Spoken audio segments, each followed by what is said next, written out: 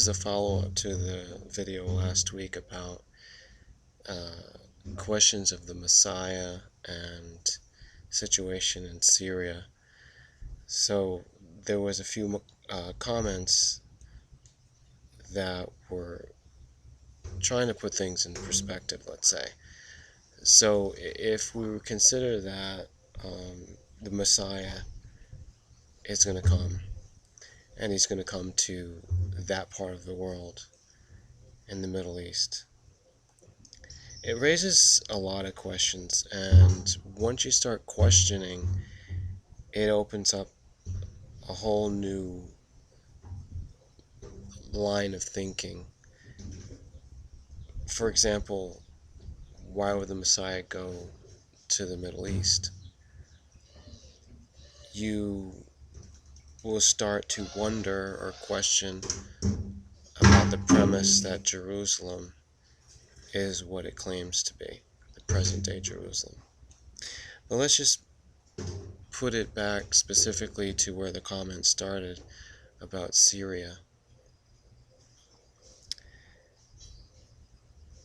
Someone remarked that maybe the things which are going on is orchestrated for the benefit of this prophetic event. It's a prophetic necessity. In other words, they have to do what they're doing, their violence, their military strategy, because they're getting things ready for the Messiah. As if they're in communication with the Messiah, or they're doing it on behalf of the Messiah because they are supernaturally guided to do so. Maybe these people that are running the violent conflict over there have prophetic ability. Are they run by prophets right now? So in a way, the premise may be tongue-in-cheek. It may be quite sarcastic. It may be just ludicrous. This is my take on the violence, because the Bible is supposedly a history of the ancient events, and it includes a lot of violence itself. And a lot of the violence is supposedly justified or supposedly guided by the hand of the Almighty. There's spiritual intervention with these competitive affairs of mankind. My take is nothing of the sort. I don't think that anyone in Syria supports the Messiah coming. I don't think it's about that at all. I do think it's a religious war on some levels regarding how some of the people are swayed to one side or the other. I'm sure that a few of the people that are trying to get involved and be on the winning side will look at it in terms of their religious conviction. There's some question about the Islamic strife in there, the Islamic schism, I should say. Some sect or denomination of Islam along the lines of the Sunni and the Shiite and other various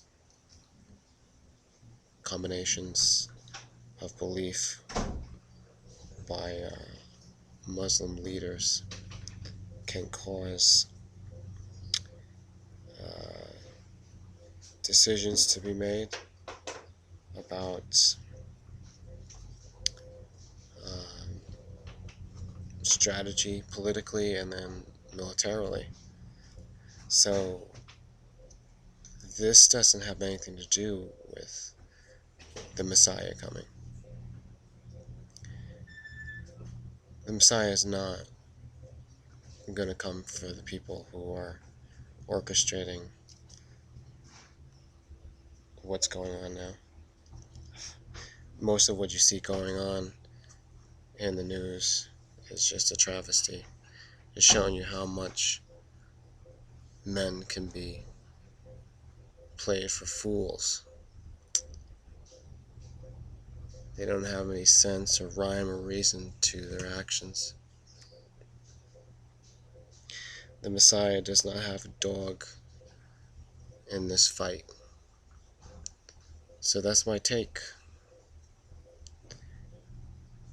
I've kind of insinuated certain things here because the Syria is mainly populated by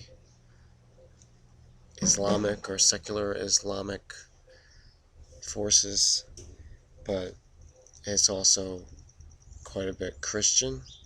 I don't know the exact numbers or percent. And then you've got to see that even though there's not many Jews, if any, living in Syria, there's plenty living in the region south of there in the so-called state, modern state of Israel. So I'm insinuating all kinds of things about the religion and how they're having this geopolitical warfare going on.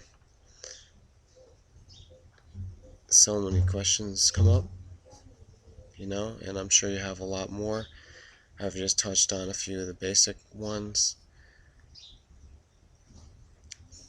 But in conclusion, I'm telling you, I don't think that the Messiah, if there is such a person coming for any of the religious groups or believers of that prophecy, nothing is going to be decisive by the Syria conflict, in as much as it's being touted even in the United States by Christian fundamentalists or this kind of quackery.